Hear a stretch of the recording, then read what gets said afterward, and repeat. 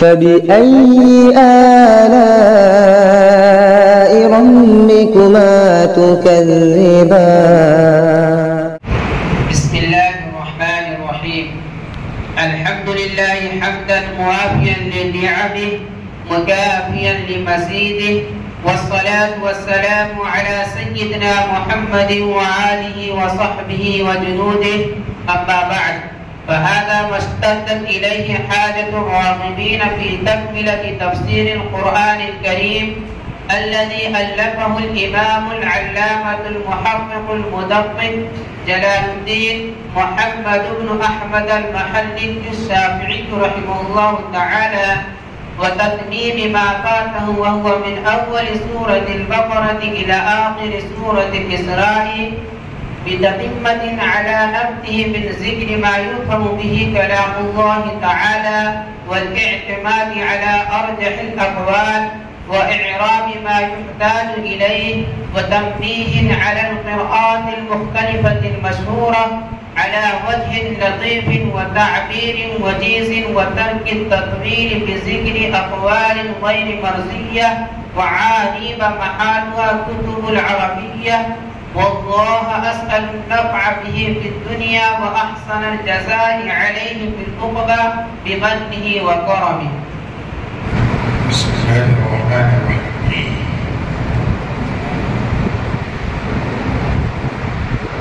جلالین شریف جیسا کہ نام سے ظاہر ہے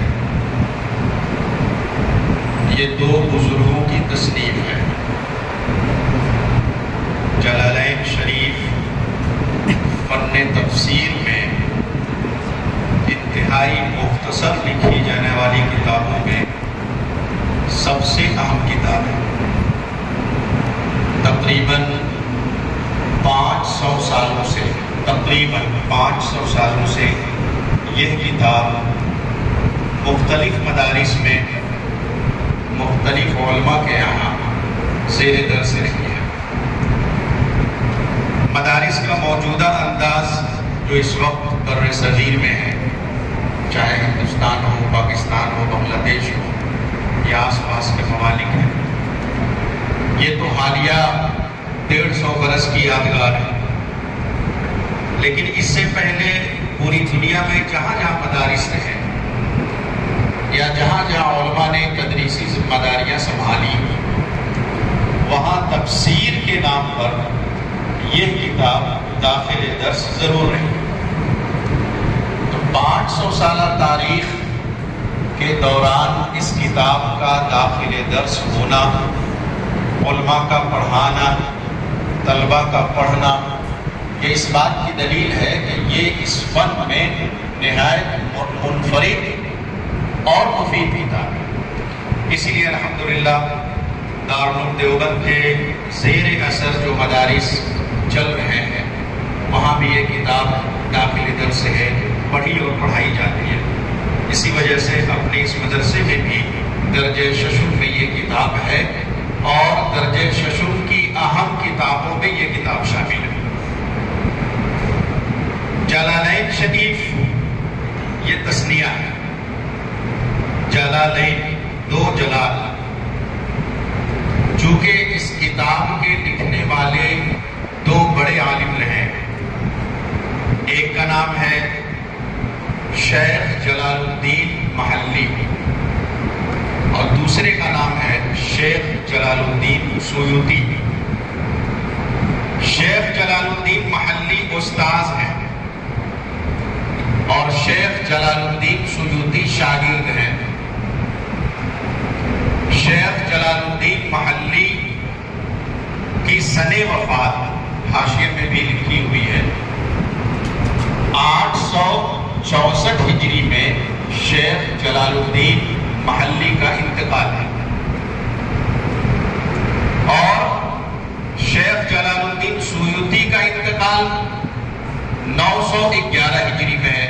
بعض کتابوں میں 910 ہجری کی درج ہے، لیکن راجع یہ ہے کہ 911 ہجری میں شیخ جلال الدین سیوطی کا انتقال ہے. ان دونوں میں استاد شاگرد کا رشتہ تھا. یہ کتاب کس مصنف نے کتنی لکھی یہ خود مقدمے میں درج ہے۔ سب سے پہلے شیخ جلال الدین محلی رحمۃ اللہ علیہ نے یہ کتاب سورہ کہف کی تفسیر سے شروع کی۔ 15ویں پارے میں سورہ کہف ہے، وہاں سے وہ تفسیر لکھنی شروع کی۔ لکھتے لکھتے لکھتے پارے عام میں پہنچے، والناس تک انہوں نے پوری کر دی۔ اس کے بعد سورہ فاتحہ کی تفسیر انہوں نے شروع کی، اور سورہ فاتحہ کی تفسیر مکمل ہی ہوئی تھی کہ حضرت کا 864 ہجری میں انتقال ہو گیا۔ ان کے شاگرد تھے شیخ جلال الدین سیوطی، جنہوں نے اپنے استاد سے کسب فیض کیا تھا۔ اور شیخ جلال الدین سیوطی کی ذہانت کا عالم یہ تھا کہ صرف 6 سال کی عمر میں انہوں نے حفظ قرآن مع دور مکمل کر لیا تھا۔ 6 سال کی عمر میں حفظ قرآن اور دور یہ دونوں مکمل کر لیا تھا شیخ جلال الدین سیوطی رحمۃ اللہ علیہ۔ اور 14 سال کی عمر میں باقاعدہ فارغ ہو چکے تھے۔ 16 سال کی عمر میں انہوں نے فتویٰ دینا شروع کر دیا تھا۔ 16 سال کی عمر میں فتویٰ دینا شروع کر دیا تھا، اور 14 سال کی عمر میں باقاعدہ جو اس وقت عالم بننے کے لیے کتابیں علماء کے ہرائش تھی یا مدارس میں رائج تھی، ان کتابوں کو پڑھ کے سمجھ کے فارغ ہو چکے تھے۔ یہ تھے شیخ جلال الدین سیوطی۔ انہوں نے 22 سال کی عمر میں یہ تفسیر لکھی۔ ہوا کیا، استاذ محترم کا انتقال ہو چکا تھا، تو شیخ جلال الدین سیوطی نے اپنے استاذ کو خواب میں دیکھا۔ بعض کتابوں میں یہ واقعہ ہے کہ اپنے استاذ کو خواب میں دیکھا، تو استاذ نے شاگرد سے کہا کہ عزیزم، میری تفسیر ادھوری رہ گئی ہے۔ میں نے سورہ کہف سے تفسیر شروع کی تھی، والناس تک پوری کی، اور پھر ادھر سورہ فاتحہ سے کرنا شروع کیا، والضالین تک پہنچا کہ میرا انتقال ہو گیا۔ ایسا کرو کہ میری وہ تفسیر پوری کرو۔ چنانچہ شیخ جلال الدین سیوطی جو شاگرد تھے، انہوں نے اپنے استاذ کی نامکمل تفسیر کو مکمل کیا، اور سورہ بقرہ سے لے کر سورہ اسراء تک کی تفسیر لکھی شیخ جلال الدین سیوطی نے۔ سورہ اسراء یہ 15ویں پارے میں،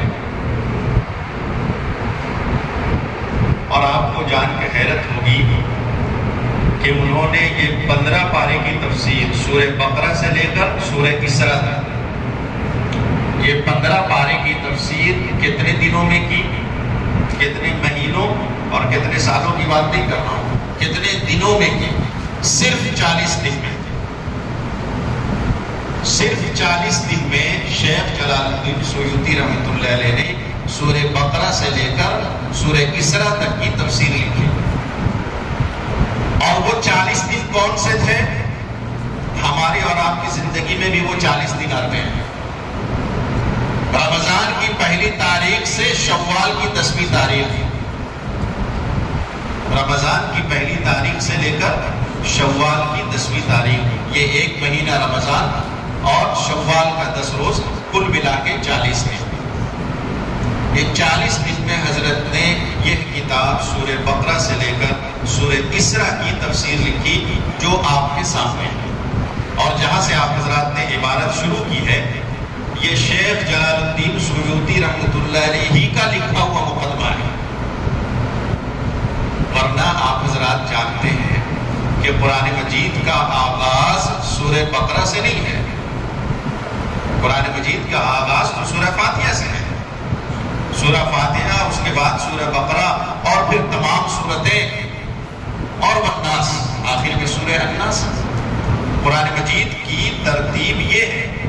ہمارے حفاظ ماشاءاللہ یہاں پر موجود ہیں، وہ سب جانتے ہیں کہ قرآن مجید سورہ فاتحہ سے شروع ہوتا ہے اور سورہ الناس پر جا کر ختم ہوتا ہے، لیکن آپ تفسیر جو پڑھنا شروع کر رہے ہیں یہ سورہ بقرہ سے ہے۔ سورہ فاتحہ کہاں ہے؟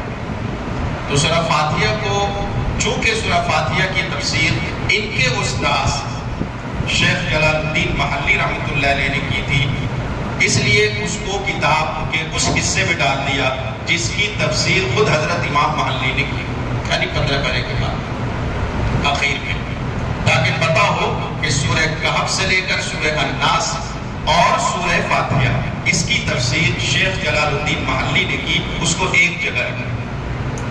اور شیخ جلال الدین سیوطی رحمۃ اللہ علیہ نے سورہ بقرہ سے سورہ اسراء تک لکھی، وہ آپ کے سامنے ہے جہاں سے آپ نے شروع کیا ہے۔ تو یہ مقدمہ شیخ جلال الدین سیوطی رحمۃ اللہ علیہ کا ہے، شیخ جلال الدین محلی کا نہیں ہے۔ ایک بات تو یہ، اس سے آپ کو آپ کا ذہن بالکل صاف ہو گیا ہوگا کہ آپ حضرات جو کتاب پڑھنے جا رہے ہیں وہ دو مؤلف کی تالیف ہے، نمبر 1، اور کس مؤلف نے کون سا حصہ لکھا ہے اور کتنا حصہ لکھا ہے یہ بہت واضح ہو گیا۔ دوسری بات یہ ہے کہ یہ دونوں بزرگوار، چاہے شیخ جلال الدین محلی استاذ ہو، چاہے شیخ جلال الدین سیوطی شاگرد ہو، یہ دونوں مصر کے رہنے والے تھے۔ یہ مصر کہاں ہے؟ ابھی آپ حضرات فلسطین اور غزہ اور اسرائیل کا نام سن رہے ہوں گے اخبارات کے ذریعے بھی، تو یہ اسی غزہ سے قریب ہے۔ مصر کا بارڈر غزہ ہی سے لگتا ہے، فلسطین سے ہی لگتا ہے ادھر والا حصہ، تو گویا یہ عرب سے قریب ہے۔ عرب کا حصہ ایک افریقی ملک ہے، مصر ایک افریقی ملک ہے، یاد رکھیے گا، یہ ایشیا کا ملک نہیں ہے، ایک افریقی ملک ہے، لیکن وہاں کی زبان عربی ہے۔ جامعہ ازہر وہی ہے، بہت سارے لوگ جامعہ ازہر پڑھنے جاتے ہیں۔ اسی مصر میں ایک محلہ اسیوط تھا، وہاں کے رہنے والے شیخ جلال الدین سیوطی تھے، اور دوسرا محلہ محلی محلہ ہوگا، اسی لیے نسبت کی وجہ سے محلی، بعض کتابوں میں میں نے دیکھا تو محلے کا نام ہی محلی تھا، ہو سکتا ہے کہ نام ہی محلی ہو۔ تو یہ دونوں مؤلف مصر کے رہنے والے تھے، مصر ہی میں پیدا ہوئے، مصر ہی میں پلے بڑے، وہیں انہوں نے تعلیم حاصل کی، اور یہ جلالین شریف بھی وہیں لکھی گئی، چاہے امام محلی نے لکھی ہو چاہے امام سیوطی نے لکھی ہو، یہ مصر میں پیدا ہوئے، وہیں انہوں نے تعلیم حاصل کی، اور بھی تعلیم کے لیے ممکن ہے کہ اور جگہوں پر گئے ہوں، لیکن اصلاً یہ حضرات مصر کے تھے اور وہیں انہوں نے یہ کتاب لکھی۔ ایک اور اہم بات، آپ حضرات حنفی المسلک ہیں، اور آپ کے جو اساتذہ جلد اول پڑھائیں یا جلد دوم پڑھائیں وہ بھی حنفی المسلک ہیں۔ ہندوستان کا 98 حصہ تو حنفی المسلک ہی ہے، لیکن جو تفسیر آپ پڑھنے جا رہے ہیں یہ شافعی المسلک ہے۔ شیخ جلال الدین محلی بھی شافعی المسلک ہے، اور شیخ جلال الدین سیوطی بھی شافعی المسلک ہے۔ تو حنفی مسلک کا مدرسہ، حنفی مسلک کے طالب علم اور حنفی مسلک کے مدرس اور معلم استاذ، اور کتاب شافعی المسلک، اس کو کہتے ہیں کشادہ ظرفی۔ علم حاصل کرنے کے راہ میں ہمارے لیے مسلک حائل نہیں ہوا، چونکہ تفسیر میں یہ انتہائی مفید اور شاندار کتاب ہے، اس لیے علماء نے اس کتاب کو داخل درس کیا، ہم تمام لوگ اس کو پڑھتے اور پڑھاتے ہیں۔ بس استاد محترم اس کا خیال رکھیں گے، ظاہر ہے کہ تدریس کا حصہ ہے وہ، کہ جہاں جہاں پر بھی چونکہ لکھنے والے شافعی المسلک ہیں، اور زیادہ تر جو آیات احکام ہیں، آیات احکام قرآن مجید کی ان آیتوں کو کہتے ہیں جن سے کوئی فقہی مسئلہ مستنبط ہوتا ہے۔ والوالدات یرضعن حولین کاملین، رضاعت کا مسئلہ ہے۔ یتربصن 4 اشہر کہیں پر ہے، وہاں پر عدت کا مسئلہ ہے۔ ثلاثۃ قروء عدت کا مسئلہ ہے۔ الطلاق مرتان طلاق کا مسئلہ ہے۔ میراث کی پوری ایک آیت ہے، وراثت کی پورا ایک صفحہ ہے۔ تو میں عرض کر رہا تھا کہ چاہے شیخ جلال الدین محلی ہو یا شیخ جلال الدین سیوطی ہو، دونوں شافعی المسلک ہیں۔ تو ظاہر بات ہے کہ جو آیات احکام آئی ہوں گی قرآن میں، یعنی جہاں جہاں احکام سے متعلق آیتیں آئی ہوں گی، تو وہاں پر شافعی المسلک کے اعتبار سے حضرت نے مسئلہ درج کیا ہوگا، یقیناً کیا ہوگا۔ تو وہاں پر آپ کے استاد محترم جب آپ کو پڑھائیں گے تو وہ بتائیں گے کہ دیکھیے یہ شافعی المسلک ہے، یہ مسئلہ شافعی مسلک کے مطابق ہے، احناف کے یہاں یہ مسئلہ ہے۔ دونوں مسئلے آپ کو وہاں پر انشاءاللہ استاد بتائیں گے کہ دیکھیے یہ آیت ہے، یہاں پر شوافی اور احناف کا اختلاف ہے۔ شوافی کے اعتبار سے مصنف نے مسئلہ درج کر دیا ہے، احناف کا مسئلہ یہاں پر یہ ہے۔ تو آپ حضرات بھی چوکنا رہیں ان مقامات پر جہاں جہاں حضرت نے آیات احکام میں اپنے مسالک کو بیان کیا۔ ایک بات۔ دوسری بات یہ ہے کہ یہ تفسیر کے 3 طریقے ہیں۔ تفسیر کی تو بہت ساری قسمیں ہیں، میں ادھر نہیں جا رہا ہوں۔ باقاعدہ یونیورسٹیوں میں جہاں اسلامک اسٹڈیز کا شعبہ ہے، وہاں تفسیر ایک مضمون ہے اور سال بھر اس کو پڑھاتے ہیں، سال بھر اس کی بہت سی تقسیمات ہیں۔ میں ادھر نہیں جا رہا ہوں، صرف 3 باتیں آپ سے کہوں گا۔ ایک تفسیر ہے، اس کو کہتے ہیں تفسیر مقصور، تفسیر مقصور۔ تفسیر مقصور کا کیا مطلب ہے کہ قرآن مجید کی تفسیر آپ قرآن کی دوسری آیت سے کریں، قرآن کی ایک آیت کی تفسیر قرآن کی دوسری آیت سے کریں۔ تفسیر الآیتی بالقرآن یا تفسیر الآیتی بالحدیث۔ قرآن مجید کی کسی آیت کی تفسیر قرآن مجید ہی کی دوسری آیت سے ہو رہی ہو ایک صورت، یا قرآن مجید کی کسی آیت کی تفسیر حضور پاک صلی اللہ علیہ وسلم کے کسی ارشاد سے ہو رہی ہو، یا صحابہ رضی اللہ تعالیٰ عنہ میں سے کسی کے قول کے ذریعے وہ تفسیر ہو رہی ہو، اس کو کہتے ہیں تفسیر مقفول یا تفسیر بالمنقول یا تفسیر بالقرآن والحدیث والاثر۔ ایک تفسیر یہ ہے۔ آپ کہیں گے کہ ایسی کوئی کتاب ہے؟ حضرت عبداللہ ابن عباس رضی اللہ تعالیٰ عنہ کی تفسیر، جو مفسر قرآن کے لقب سے بھی مشہور ہے صحابہ میں، حضرت عبداللہ ابن عباس رضی اللہ تعالیٰ عنہ، کبھی میں نے آپ ہی کے درمیان گفتگو کرتے ہوئے ان کے کئی ایک واقعات بھی سنائے ہیں۔ حضرت عبداللہ ابن عباس رضی اللہ تعالیٰ عنہ کی تفسیر اب باقاعدہ چھپ چکی ہے، تفسیر ابن عباس کے نام سے۔ مختصر تفسیر ہے، زیادہ مطول نہیں ہے، مختصر ہے۔ وہ تفسیر مقصور کی بہترین مثال ہے۔ یعنی حضرت عبداللہ ابن عباس رضی اللہ تعالیٰ عنہ نے قرآن کی تفسیر کہیں قرآن کی آیت سے کی ہے، قرآن کی آیت کی تفسیر کہیں حضور کی حدیث سے کی ہے، اور کہیں کہیں حضرت نے اپنا قول اور اپنا اثر بھی بیان کیا ہے، یہ بھی تفسیر کا حصہ ہے۔ تو تفسیر مقصور یا تفسیر منقول، اس کی شاندار اور بہترین مثال ہے تفسیر حضرت عبداللہ ابن عباس رضی اللہ تعالیٰ عنہ۔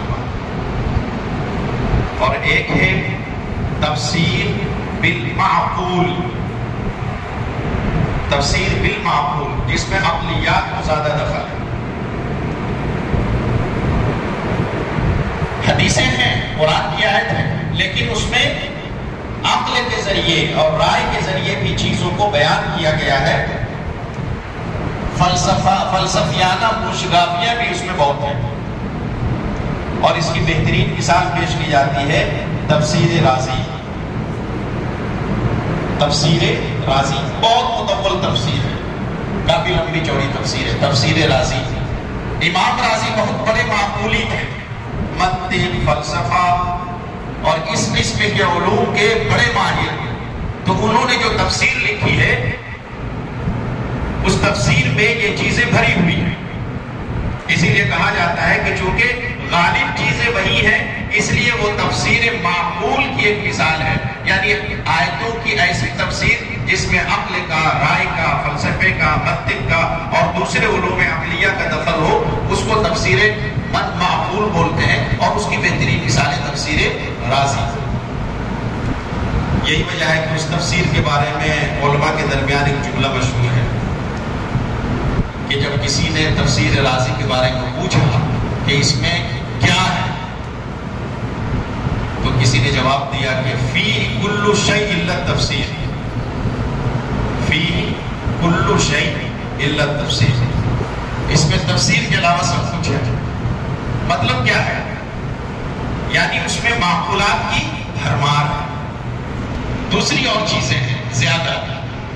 تو بعض علماء نے مبالغہ کر کے یہ کہا کہ فیہ کل شیء الا التفسیر. آپ کے سامنے جو تفسیر ہے، تفسیر جلالین، یہ مختصر ہے، لیکن یہ تفسیر منقول اور تفسیر معقول ان دونوں کا مجموعہ ہے. یہ صرف تفسیر منقول نہیں ہے اور یہ صرف تفسیر معقول نہیں ہے، بلکہ ان دونوں کا کمبینیشن ہے، ان دونوں کا مرکب ہے، ان دونوں کا امتزاج ہے یہ تفسیر. اس لیے آپ کو اس میں جہاں قرآن کی تفسیر قرآن کی آیت سے ملے گی، قرآن کی تفسیر حضور پاک صلی اللہ علیہ وسلم کی حدیث سے ملے گی، وہی قرآن مجید کی تفسیر میں مصنف نے کہیں کہیں عقلی بحثوں کو بھی بیان کیا ہے، عقلی مباحث بھی ہے. اس کو کہتے ہیں تفسیر معقول. یہ چیزیں بھی اس میں ہیں. ایک لفظ آپ نے سنا ہوگا، میں اس کی بھی وضاحت کر دوں. تفسیر بالرائے. تفسیر بالرائے کا کیا مطلب ہے؟ تفسیر بالرائے کا مطلب ہے کہ کوئی آیت سنی، اس کا جو مطلب میرے ذہن میں آیا وہی بیان کر دیا. اس کو کہتے ہیں تفسیر بالرائے. ایک آیت سنی اور آیت سننے سے جو مطلب میرے ذہن میں آیا اسی مطلب کو بیان کر دیا. یہ ہے تفسیر بالرائے. شریعت میں یہ تفسیر ممنوع ہے، ناجائز ہے. شریعت میں یہ تفسیر ممنوع ہے، ناجائز ہے. اللہ کے رسول صلی اللہ علیہ وسلم کی حدیث ہے، من قال فی القرآن برأیہ واصاب فقد اخطأ. کہ جس شخص نے صرف اپنی عقل سے تفسیر بیان کی، صرف اپنی عقل سے تفسیر بیان کی، اتفاق سے وہ تفسیر صحیح بھی ہو گئی پھر بھی اس نے غلط کیا. کیوں غلط کیا؟ اس لیے کہ قرآن مجید کی آیتوں کی تفسیر صرف عقل سے بیان نہیں کی جا سکتی. قرآن مجید 1500 سال سے حضور پاک صلی اللہ علیہ وسلم نے صحابہ رضی اللہ تعالیٰ عنہ کو جگہ جگہ قرآن مجید کا مطلب سمجھایا ہے، بتایا ہے. بہت سی جگہوں پر تو صحابہ نے خود پوچھا کہ اللہ کے رسول اس آیت کا کیا مطلب ہے، حضور نے ارشاد فرما دیا. اور بہت سی جگہوں پر حضور پاک صلی اللہ علیہ وسلم نے خود آیتوں کو پڑھ کر آپ نے ان کا مطلب بتایا. تو حضور پاک صلی اللہ علیہ وسلم کی زبان سے قرآن مجید کی آیتوں کی تفسیریں موجود ہیں، وہ حدیث کی کتابوں میں موجود ہیں. ان سب کو بالائے طاق رکھ کر صحابہ رضی اللہ تعالیٰ عنہ نے حضور پاک صلی اللہ علیہ وسلم سے تفسیر سیکھی، اور تابعین نے صحابہ سے، تابعین نے صحابہ سے. تو تابعین نے جو صحابہ سے تفسیر سیکھی، بہت سی جگہوں پر صحابہ نے اپنے علوم کی روشنی میں بعض تفسیریں بیان کی ہے، تابعین نے وہ سنی ہے اور کتابوں میں وہ درج ہے. تو ایک شخص آج کھڑا ہوتا ہے اور وہ قرآن مجید کی کوئی آیت پڑھتا ہے اور کہتا ہے کہ قرآن مجید کی آیتوں کی تفسیر کے بارے میں حضور نے جو فرمایا وہ ایک طرف، صحابہ نے جو فرمایا وہ ایک طرف، تابعین نے جو فرمایا وہ ایک طرف. ہمیں اس سے مطلب نہیں ہے، ہم اس آیت کا مطلب یہ بتاتے ہیں، یہی تفسیر بھی رائے ہے اور یہ بالکل ناجائز ہے۔ اگر ایسا کہنے والا کوئی بات صحیح بھی کہہ جائے تو بھی غلط ہے، اس لیے کہ حضور پاک صلی اللہ علیہ وسلم نے ارشاد فرمایا کہ جو تفسیر بھی رائے کرے اگر صحیح بھی ہو تو غلط ہے۔ حالیہ دور میں اس کی کئی مثالیں آ رہی ہیں۔ ہمارے بزرگوں میں بعض مفسرین پر جو تنقیدیں کی گئی ہیں، علماء دیوبند نے تنقیدیں کی ہیں، اس تنقید کی ایک بڑی وجہ یہ رہی ہے کہ ان کی تفسیر میں تفسیر بھی رائے ہے۔ جب کسی آیت کی تفسیر سے متعلق قرآن موجود ہے یا حدیث موجود ہے یا آثار صحابہ موجود ہے یا علماء کی وضاحتیں موجود ہیں، اس میں ایک شخص اپنی طرف سے کوئی تفسیر کر رہا ہے، چاہے وہ عربی زبان کا کتنا ہی بڑا ماہر ہو، یہ تفسیر بھی رائے ناجائز ہے۔ کئی اس میں مثالیں میں دے سکتا ہوں، میں نام نہیں لے رہا ہوں، ابھی بھی موجود ہیں اور پچھلے 50 سال پہلے بھی وہ لوگ موجود ہیں۔ کچھ لوگ ایسے ہر دور میں لگتا ہے پیدا ہوتے رہے ہیں جنہوں نے اپنی عقلوں سے قرآن کا مطلب گڑھا ہے، یہ ہرگز درست نہیں ہے۔ اسی لیے ایک بات میں بھی عرض کرتا ہوں آپ حضرات سے کہ اس علم کو پڑھیے، محنت کے ساتھ پڑھیے اور گہرائی کے ساتھ پڑھیے، اس لیے کہ فتنے علمی نوعیت کے جو آ رہے ہیں ان کو بھانپ پانا اور سمجھ پانا آج کے دور میں بہت سو کے لیے مشکل ہے۔ یہ فکری نوعیت کے فتنے ہیں، یہ علمی نوعیت کے فتنے ہیں۔ شکیل بن حنیف کا قضیہ بھی کچھ اسی طرح کا ہے، اور اب تو خیر اور بھی کئی فکری غلطیاں کرنے والے لوگ دنیا میں پیدا ہو رہے ہیں۔ ان کی گرفت اور ان کو پکڑ اسی وقت آپ کر پائیں گے جب آپ کا علم گہرا ہوگا، آپ کو معلوم ہوگا کہ کیا صحیح ہے اور کیا غلط ہے۔ تو عقل سے تفسیر کرنا اور حدیث کو، قرآن کو، آثار صحابہ کو پیچھے چھوڑ دینا بالکل غلط ہے۔ الحمدللہ ہمارے یہاں کتابیں جو پڑھائی جاتی ہیں وہ بالکل مستند ہوتی ہیں۔ ایک بہت مشہور جملہ ہے، خاص طور سے اس کو میں عرض کر دوں، ابھی ایک بڑے بزرگ گزرے ہیں، حضرت امام محمد ابن سیرین رحمۃ اللہ علیہ۔ امام محمد ابن سیرین، ابن سیرین کے نام سے بھی جانے جاتے ہیں۔ خوابوں کی تعبیر کے حوالے سے کافی شہرت رکھتے ہیں، جیسے انبیاء میں حضرت یوسف علیہ السلام خوابوں کی تعبیر بتاتے تھے، تو حضرت ابن سیرین رحمۃ اللہ علیہ تعبیر میں ہے، بات کیا ہے، یہ خوابوں کی تعبیر بتاتے تھے اور ان کی تعبیر صحیح ہوتی تھی۔ اللہ تبارک و تعالیٰ نے یہ علم ان کو عطا فرمایا تھا۔ ان کی کتاب بھی تعبیر الرؤیا کے نام سے عربی میں ان کی کتاب ہے اور بعد میں اردو میں ترجمہ بھی ہوا ہے۔ ان کا ایک مشہور جملہ ہے، آج کے دور میں اس جملے کی افادیت دو چند ہو گئی ہے، بہت بڑھ گئی ہے۔ وہ جملہ کیا ہے؟ ان ھذا العلم دین، ان ھذا العلم دین فانظروا عمن تأخذون دینکم، ان ھذا العلم دین فانظروا عمن تأخذون دینکم۔ یہ علم دین ہے، یہ تفسیر آپ پڑھ رہے ہیں دین ہے، یہ حدیث پڑھ رہے ہیں دین ہے، یہ فقہ اصول فقہ پڑھ رہے ہیں دین ہے، یہ دین ہے۔ لہذا دیکھ لو کہ تم کن سے علم حاصل کر رہے ہو۔ مثال کے طور پر الحمدللہ میں آپ کے سامنے جلالین شریف کا مجھے پہلا درس دینے کی ایک سعادت مل رہی ہے، میں اس کے لیے اپنے آپ کو خوش قسمت سمجھتا ہوں۔ لیکن ایسا نہیں ہے کہ جو باتیں میں عرض کر رہا ہوں سب میری ہیں، کتابوں میں لکھی ہیں علماء نے، اپنے بزرگوں سے میں نے سنی ہے، اپنے اساتذہ سے میں نے سنی ہے۔ میں نے یہ کتاب دارالعلوم دیوبند میں اس کا ایک حصہ حضرت مولانا جمال صاحب رحمۃ اللہ علیہ، انتقال ہو چکا ان کا، ان کی غالباً جلالین کی شرح بھی ہے جمالین کے نام سے اردو میں، تو میں نے اس کا ایک حصہ حضرت مولانا جمال صاحب میرٹھی رحمۃ اللہ علیہ سے پڑھا دارالعلوم دیوبند، اور دوسرا حصہ حضرت مولانا شوکت صاحب دستگیر دامت برکات موجود ہے، ماشاءاللہ، اللہ ان کی حیات کرتی کرے۔ ہم نے ایک حصہ ان سے پڑھا اور ایک حصہ حضرت مولانا جمال صاحب سے پڑھا۔ ان دونوں بزرگوں سے پڑھا. ایک کا وصال ہو چکا ہے, ایک الحمدللہ حیات سے, صحت و عافیت سے. یہ ہماری ایک سند ہے.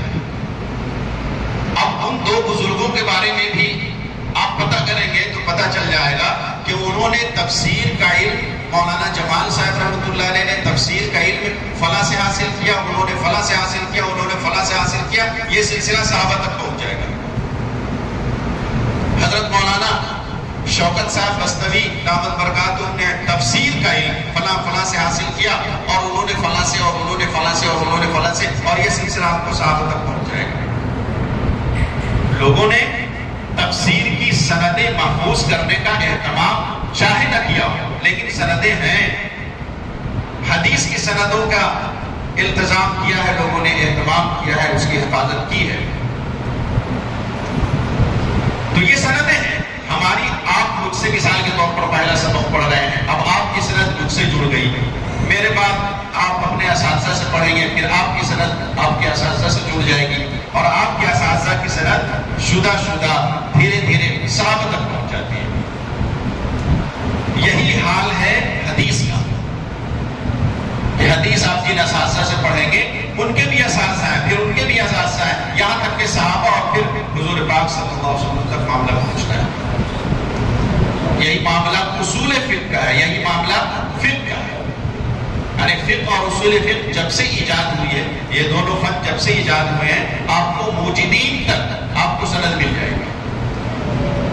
تو باقاعدہ ایک استاد شاگرد کا تسلسل ہے. یہ تسلسل اور یہ کڑیاں بہت اہم ہے.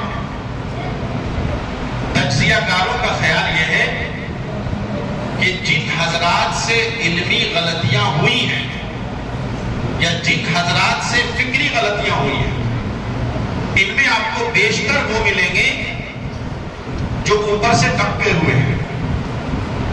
انہوں نے قرآن و حدیث کن سے حاصل کیا معلوم نہیں, ان کے اساتذہ نے کن سے حاصل کیا پتہ نہیں, مطالعے کے زور پہ وہ چیزیں حاصل کی اور اسی وجہ سے گڑبڑی ہوئی. فکری غلطیاں بھی کرتے ہیں, علمی غلطیاں بھی کرتے ہیں, اور اسی وجہ سے بعض دفعہ عقیدے کی غلطی تک بھی پہنچ جاتے ہیں. تو اللہ کا شکر ہے کہ اس مدرسے میں آپ کے جو اساتذہ ہیں باقاعدہ ان کے اپنے اساتذہ کے ساتھ مختلف علوم و فنون کی سندیں. یہ پورا ایک سلسلہ ہے جو بزرگوں تک, مشائخ تک, اسلاف تک اور بعض علوم حضور پاک صلی اللہ علیہ وسلم تک یہ سند موجود ہے. اس لحاظ سے آپ خوش نصیب ہیں. ان ھذا العلم دین, یہ علم جو آپ حاصل کرنے کے لیے تشریف لائے ہیں یہ باقاعدہ دین ہے. فانظروا عمن تأخذون دینکم, لہذا خوب اچھی طرح دیکھ لو کہ دین کس سے حاصل کر رہے ہو. یہی پر ایک اور پوائنٹ سمجھیے. آج کل بہت سارے احباب یوٹیوب سے دین حاصل کرتے ہیں. یوٹیوب پر کوئی صاحب آ رہے ہیں, کوئی انجینئر مرزا صاحب ہیں, اور کوئی فلاں صاحب ہیں, اور کوئی فلاں صاحب ہیں, وہ دین کی تشریح کر رہے ہیں جناب, اور لوگ اسے سن رہے ہیں. اس گماش اور اس طرح کے اور بھی لوگ ہیں جن کی علمی سند کا آتا پتہ نہیں ہے, جن کے بارے میں پتہ نہیں ہے کہ انہوں نے کن اساتذہ سے وہ علم حاصل کیا. ان کا علم خود مستند ہے یا نہیں معلوم نہیں ہے, اور آپ ان کے ذریعے علم حاصل کر رہے ہیں. ظاہر بات ہے کہ اسی کو کہتے ہیں ضل و اضل. وہ غریب خود بھی گمراہ ہوا اور انہوں نے دوسروں کو بھی گمراہ کیا. علم ہمیشہ مستند اور معتبر علماء سے حاصل کرنا چاہیے, اور ایسے لوگوں سے حاصل کرنا چاہیے جو اپنے اساتذہ کے قدردان ہوں, اپنے اسلاف کے مداح ہوں, بیچ سے ٹپکے ہوئے نہ ہو, خود مطالعے کے زور پر علم حاصل نہ کیا ہو. اگر ایسا ہوا تو جگہ جگہ غلطی کا اندیشہ ہے, فکری غلطی کا بھی اندیشہ ہے, اور زیادہ تر فکری گمراہیوں میں اور علمی گمراہیوں میں وہی لوگ مبتلا ہوتے ہیں. اللہ کا شکر ہے کہ یہاں پر ایسا نہیں ہے. اللہ نے آپ کو ایک منظم اور مربوط سلسلہ عطا فرمایا ہے.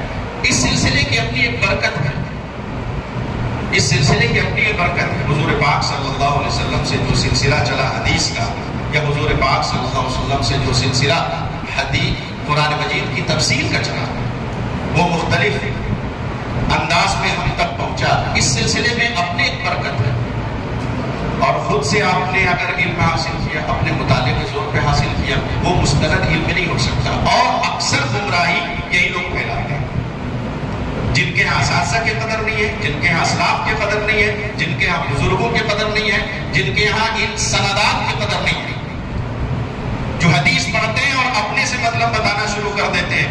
علماء نے اس حدیث کا کیا مطلب لکھا ہے یہ جاننے کی زحمت نہیں کرتے، قرآن کی آیت پڑھتے ہیں، اپنے سے ایک مطلب بتانا شروع کرتے ہیں۔ یہ قرآن جو 1500 سال سے موجود ہے، اس کی تفسیر خود تفسیر کی کتابوں میں کیا ہے یہ جاننے کی زحمت نہیں کی۔ یہی فرق ہے عالم اور غیر عالم میں۔ غیر عالم سے اس طرح کی غلطیاں ہو سکتی ہیں، عام حضرات سے ایسی غلطیاں انشاءاللہ نہیں ہونی چاہیے۔ جیسا کہ اس سے پہلے عرض کیا کہ سورہ بقرہ سے یہ تفسیر شروع ہو رہی ہے، حالانکہ قرآن مجید کا آغاز سورہ فاتحہ سے ہے۔ سورہ بقرہ سے کیوں ہے؟ اس لیے کہ شیخ جلال الدین سیوطی رحمۃ اللہ علیہ نے سورہ بقرہ ہی سے تفسیر لکھی ہے، اس لیے سورہ بقرہ سے یہ تفسیر ہے، اور سورہ فاتحہ کی تفسیر انشاءاللہ اس کتاب کے اخیر میں ملے گی، چونکہ وہ شیخ جلال الدین محلی کی تصنیف ہے۔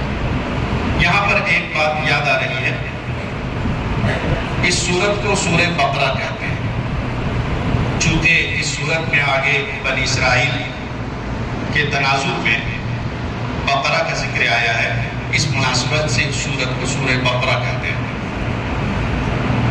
بقرۃ میں جو تا ہے، بقرۃ میں جو تا ہے،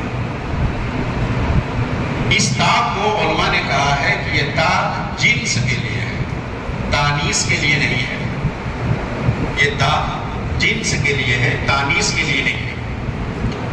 جیسے تمرن کے معنی کھجور اور تمرتن کے معنی بھی کھجور، زیادہ سے زیادہ آپ تمرتن کا معنی ایک کھجور کریں گے۔ اسی طریقے سے بقرتن کا معنی گائے بھی ہے اور بقرتن کا معنی بیل بھی ہے، یہ سمجھ لیجیے۔ بقرتن کا ترجمہ بعض علماء نے گائے کیا ہے اور بقرتن کا ترجمہ بعض علماء نے بیل کیا ہے۔ یہ دو ترجمے اسی وجہ سے ہوئے ہیں کہ بقرتن کی تا تانیث کے لیے نہیں ہے، اس لیے کہ اگر تانیث کے لیے ہوتی تو پھر اس کا ترجمہ گائے متعین تھا۔ یہ تا جنس کو بتانے کے لیے ہے کہ جنس بقر، اب جنس بقر میں گائے بھی شامل ہے اور جنس بقر میں بیل بھی شامل ہے۔ اور عجیب بات ہے، ایک چھوٹا سا واقعہ سن لیجئے۔ حضرت تھانوی رحمۃ اللہ علیہ نے قرآن مجید کا ترجمہ کیا اور اس کی مختصر اور جامع تفسیر لکھی۔ اس تفسیر کا نام ہے بیان القرآن۔ ہم لوگ دارالعلوم دیوبند میں جب جلالین شریف پڑھتے تھے تو جلالین شریف کو حل کرنے کے لیے بیان القرآن دیکھتے تھے۔ آپ کے بھی اساتذہ انشاءاللہ ایسا کیے ہوں گے، بیان القرآن۔ حالانکہ اس کتاب یعنی بیان القرآن کی اردو انتہائی دقیق ہے، اگر حضرت اس کو عربی میں لکھتے تو شاید وہ سہل ہوتی۔ اردو میں ہے، انتہائی دقیق کتاب ہے، بہت کم الفاظ اور کم حروف میں بڑی بڑی باتیں کہتی ہیں۔ حاشیے پر مسائل السلوک ہے، تصوف اور سلوک سے متعلق قرآن مجید کی آیتوں سے جو مسائل اور نکات اور باریکیاں نکلتی ہیں ان کو حضرت نے حاشیے پر درج کیا ہے، اور جگہ جگہ عربی میں بھی حاشیہ ہے اور اردو میں بھی ہے اور فارسی میں بھی ہے۔ بہت دقیق کتاب ہے۔ حالانکہ حضرت نے بیان القرآن کے مقدمے میں لکھا ہے کہ میں یہ کتاب طلبہ کے لیے لکھ رہا ہوں۔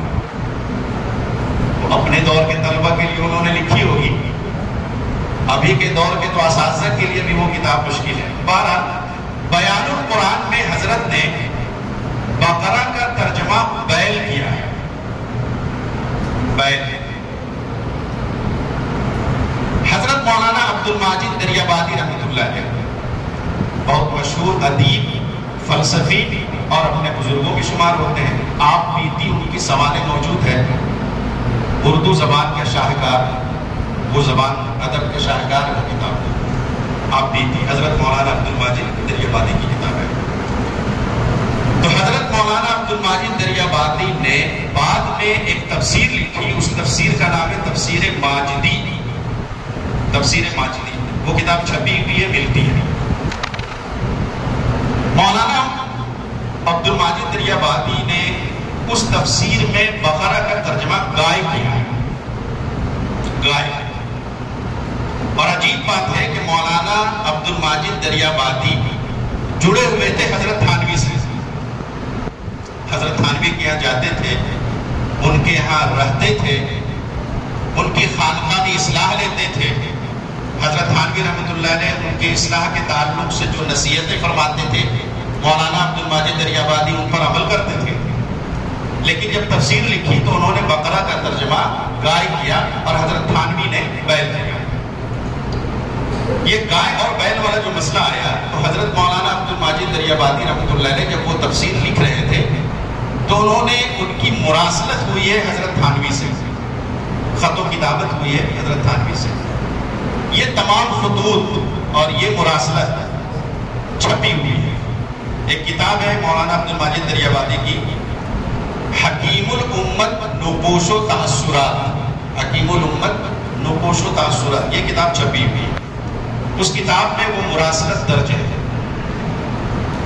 حضرت نے لکھا کہ میرے نزدیک گائے ترجمہ زیادہ بہتر ہے، تو حضرت تھانوی رحمۃ اللہ علیہ نے جواب میں لکھا کہ نہیں، میرے نزدیک بیل صحیح ترجمہ ہے اور اس کی یہ دلیل ہے۔ پھر انہوں نے کہا کہ مجھے آپ کی دلیل سے تشفی نہیں ہے، میری دلیل یہ ہے۔ انہوں نے اپنی دلیل بھیجی، یہ کئی مرتبہ خط و کتابت ہوئی ہے۔ آخر میں آ کر حضرت تھانوی رحمۃ اللہ علیہ کا جواب اس میں ہے کہ آپ کے یہاں بقرہ کا ترجمہ گائے ہے، میرے یہاں بیل ہے۔ آپ کی اپنی دلیل ہے، میرے پاس اپنی دلیل ہے۔ مجھ کو آپ کی دلیل پر تشفی نہیں ہے، آپ کو میری دلیل پر اطمینان نہیں ہے۔ تو آپ اپنی دلیل کے ساتھ اپنے قول پر رہیے اور میں اپنی دلیل کے ساتھ اپنے قول پر رہتا ہوں۔ چنانچہ یہ دونوں قول موجود ہے۔ بلکہ یہاں پر علماء نے لکھا ہے کہ دیکھیے علمی اختلاف ایک درجے میں حضرت تھانوی رحمۃ اللہ علیہ پیر کے درجے میں تھے، ضابطے میں تو ان کے پیر تھے حضرت حسین احمد مدنی رحمۃ اللہ علیہ، لیکن اصلاح و تربیت لیتے تھے حضرت تھانوی سے۔ تو حضرت تھانوی رحمۃ اللہ علیہ پیر تھے ایک طرح سے، اور حضرت دریابادی مرید تھے۔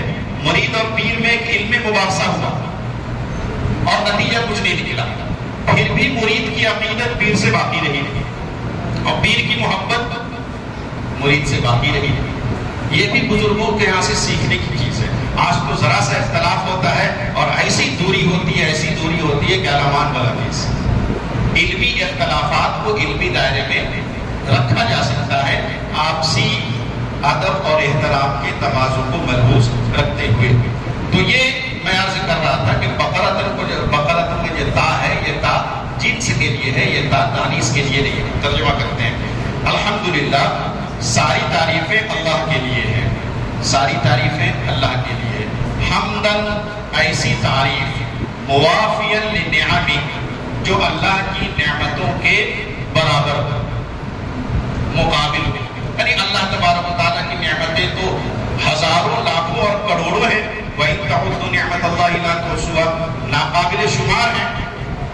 تو ہم اللہ تبارک و تعالیٰ کی تعریف بھی ناقابل شمار کرتے ہیں، جیسے اللہ کی نعمتیں ناقابل شمار ہیں، ہم اللہ کی تعریف بھی اسی طرح بے شمار کرتے ہیں۔ مکافیاً لمزید، اور اللہ کی جو مزید نعمتیں ہوں گی ہم ایسی تعریف کرتے ہیں جو اس کے لیے بھی کافی، ان نعمتوں کے لیے بھی کافی۔ والصلاۃ والسلام، اور درود و سلام ہو ہمارے آقا محمد صلی اللہ علیہ وسلم پر، ان کے آل و اولاد اور صحابہ پر، اور ان کے لشکر پر، ان کے ماننے والوں پر۔ وآخر دعوانا الحمدللہ رب العالمین۔